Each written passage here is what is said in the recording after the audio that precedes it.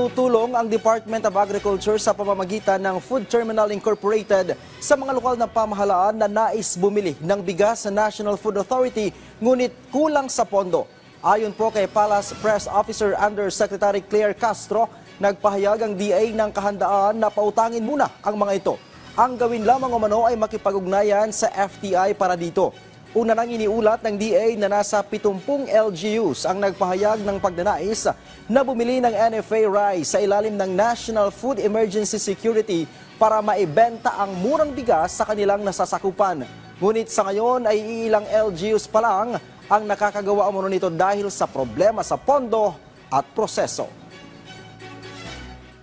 Nagkaroon po kami ng meeting with the Secretary Laurel ng Department of Agriculture na ipahiwati ko sa kanya yung sentimiento ng ibang mga local government units na hindi nila kayang bumili ng bigas ng NFA na bulto-bulto. So tinanong ko yun, paano yung mga LGUs na walang pondo na bumili ng NFA para sa kanilang mga kababayan, sa kanilang constituents?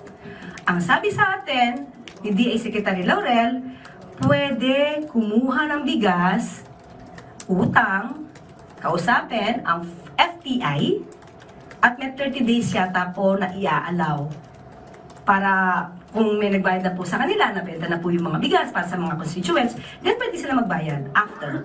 So yun po yung good news, hindi po kailangan na maglabas ng cash ang LGUs na hindi po kakayanin na bumili agad ng NFA rice. So makipag-ugnayan lang po sa FTI at sila po ay mabibigyan po.